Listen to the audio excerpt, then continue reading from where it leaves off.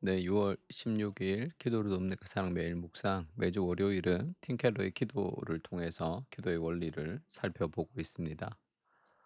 우리가 지금 계속 기도를 분별하다 할 때 이제 그 understanding prayer 할 때 기도를 이해하고 기도를 정의하는데 기도를 두 가지로 얘기합니다. 하나는 기도를 하나님과의 대화라고 하고, 그리고 두 번째는 하나님과의 그런 만남이라고 표현하는데, encountering God 해서 하나님과의 만남에 대해서 지금 얘기하고 있는데, 우리가 이제 기도로서 하나님을 만날 때 삼일체 하나님을 만나는 것이다. 이제 그렇게 이제 얘기를 했습니다. 그러니까 우리가 만나는 대상이 삼일체 하나님이다. 그것을 이제 처음 지난주에 다뤘고요.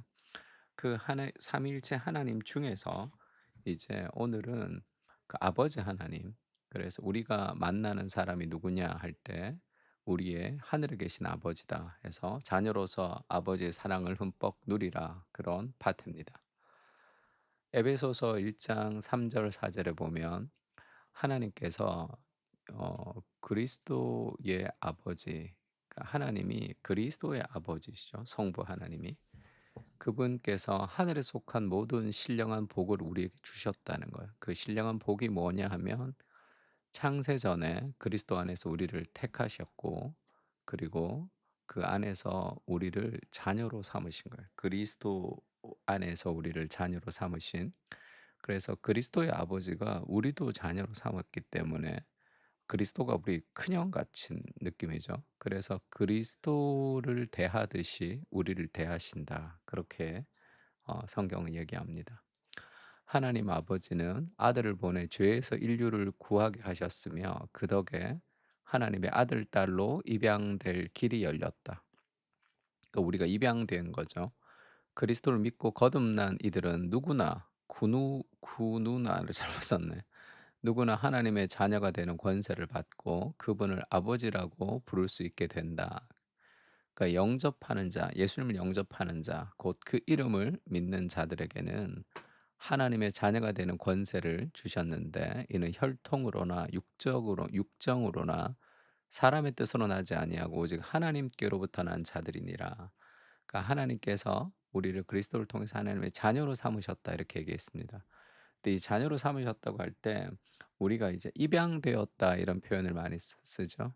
그러니까 입양되었다라는 표현을 쓰는 것은 너는 친아들이 아니야. 근데 데리고 온 아들이야. 그러니까 더 감사해야 돼. 지금 그런 말이라기보다 우리가 아들의 신분을 얻었는데 입양이 되었다라고 표현하는 것은 그렇지 않은 존재였다는 것을 지금 보여주고 있습니다. 우리는 허물과 죄로 죽었던 인생을 그리스도의 십자가의 죽음을 통해서 그 대가를 지불하면서 우리를 자녀로 삼으신 거죠.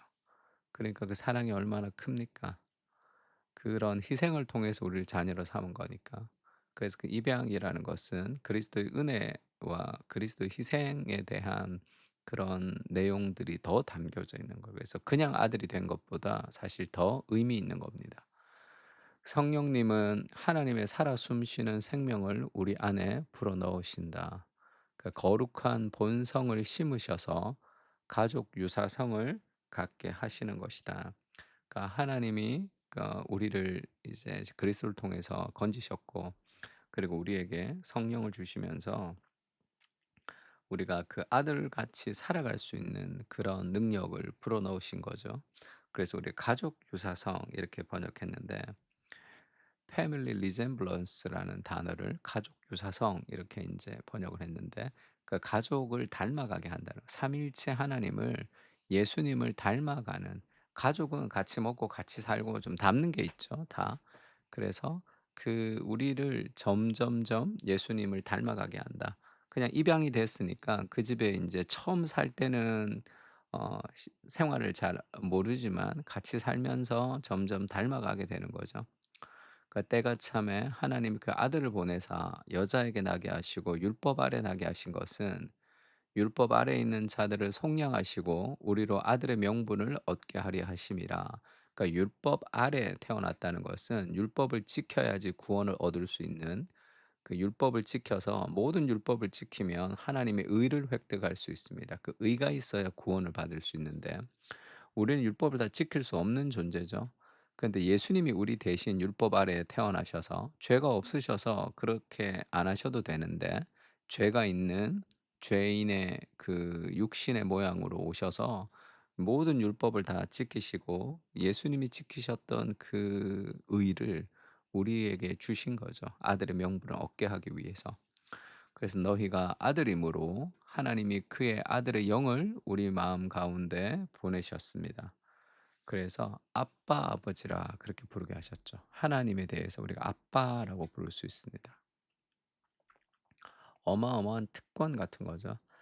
하나님의 자녀들이란 말에 담긴 풍성한 의미는 은혜와 믿음으로 입양되어 하나님의 새 식구가 된 이들에게 적용된다. 입양은 법률적 사건이지만 그 이상의 속뜻이 있다. 법적으로만 아니라 인격적으로도 하나님으로부터 아버지의 사랑을 공급받는 관계에 들어간다. 우리가 자녀가 되어서 풍성하신 하나님의 사랑을 공급받는 그 전능하신 하나님을 아빠라고 부를 수 있게 된 거죠. 그 요한복음에는 그렇게 얘기합니다. "내가 그들 안에 있고 아버지께서 내 안에 계시어 그들로 온전함을 이루어 하나가 되게 하려 함은 아버지께서 나를 보내신 것과 또 나를 사랑하심 같이 그들도 사랑하신 것을 세상으로 알게 하려 함이로소이다." 하나님과 예수님이 하나가 되듯이 우리가 그리스도를 통해서 그 삼위일체의 하나됨과 함께 누린다는 거죠. 그러니까 하나님의 자녀로 입양되었다는 것은 예수님과 똑같은 일을 하기라도 한 것처럼 우리를 사랑해 주신다는 뜻입니다. 예수님의 상급을 우리에게 돌리신 것이고 하나님이 예수님을 어떻게 생각하시겠어요? 정말 사랑하시고 그렇게 기뻐하시겠죠. 근데 그 그리스도를 우리에게 주면서 우리의 생명을 살리셨습니다. 그럼 우리가 물건을 살 때도 100만 원짜리 물건을 사거나 우리가 뭐 10만 원짜리 물건을 사거나 돈을 지급하고 물건을 살 때 이 물건이 돈보다 더 가치가 있다고 생각할 때 우리가 그것을 지급하는 거죠. '너무 비싸다.' 이러면 안 사잖아요. 그리스도의 목숨이라는 그 가격을 주고 우리를 샀다는 것은 우리를 그리스도처럼 사랑해 주신다는 것을 넘어서 우리를 그리스도보다 더 사랑하신다. 그래서 하나님이 예수님을 보는 그 기쁨, 그 기쁨보다 더 큰 기쁨으로 하나님이 우리를 보신다는 것을 알아야 됩니다. 그게 자녀됨이죠. 그 시편 8편 4편 4 절에는 이렇게 얘기하죠. "사람이 무엇인데 주께서 그렇게 그 사람을 생각하시고 인자가 무엇이기에 주께서 그를 돌보십니까?" 그러니까 히브리어의 병행법이라고 합니다. 사람이 무엇이기에 하는 것과 인자가 똑같은 말이고 주께서 그를 생각하시며와 그를 돌보시니까가 똑같은 말이에요. 근데 다른 단어를 쓰면서 강조하는 거죠. 도대체 내가 누군데 내가 뭐길래 이런 사랑을 받지? 그렇게 생각하는 겁니다.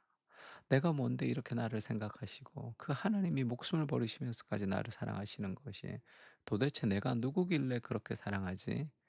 그 근거를 통해서 그리스도인의 정체성이라는 게 세워지는 거죠. '내가 이걸 잘하고 이걸 잘하고 이걸 잘해서 나는 이런 사람이야.'가 아니라 '야 이렇게까지 나를 사랑하시는 것을 통해서 내가 정말 사랑받을 만한 존재구나.'라는 것을 아는 거예요.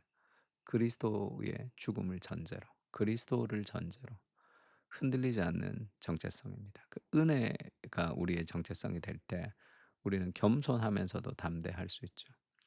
우주의 하나님도 그처럼 우리를 생각하시며 돌보아 주신다. 기도는 이처럼 친밀한 관계와 아버지의 사랑을 마음껏 느끼고 누리는 방법인 동시에 보살핌을 받고 있다는 확신을 토대로 평안하고 기운찬 삶을 살 수 있는 길이기도 하다. 틴켈러 이해에 좀 재미있는 예가 있는데 하나님의 자녀가 된다는 것은 다가가는데 뭐 대통령 같은 사람들 그다음에 왕 같은 사람이 이 초청해서 만난다고 생각을 해 보십시오. 시간과 관심을 쏟을 만한 가치 있는 인사가 아니고서는 대통령이 그렇게 나를 만나 줄 리가 없죠, 바쁜데. 근데 아들은 다르잖아요. "아빠." 하면 언제든지 갈 수 있어요. 그 왕과 대통령 같은 그 바쁜 사람들에게 새벽 4 시에도 전화해서 무언가를 요구할 수 있는 사람, 그게 누굽니까? 자식이죠, 사실.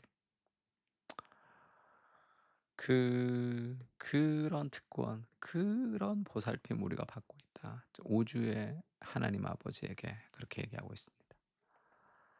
우리가 시편 8편 1 절에서 9절 보면 우리 아까 읽었던 거 있죠. "사람이 무엇이기에 주께서 그를 생각하시며 인자가 무엇이기에 주께서 그를 돌보시나이까." 저도 이 구절 20대 때 읽으면서 정말 많이 은혜를 받은 적이 있는데, 도대체 '내가 뭔데 하나님의 이런 사랑을 받는가.'라는 그런 묵상을 좀 깊이 하는 시간이 되면은 좋을 것 같습니다. 오늘 체육대회하고 그 말릴 때 내가 족구를 안 했어야 되 축구를 안 했어야 되는데 발목이 안 좋아서 지금 좀 자다 일어났더니 지금 목소리가 좀 이렇게 영 좋지가 않은데, 또 월요일 아침 출근 시작할 때부터 목소리가 이렇게 쭉 깔린 목소리를 가지고 이렇게 녹음을 해서 죄송합니다. 그러나 하나님의 사랑은 끝이 없고 우리를 향한 그 사랑을 좀 깊이 경험하는 시간이 되면 좋을 것 같습니다. 같이 기도하겠습니다.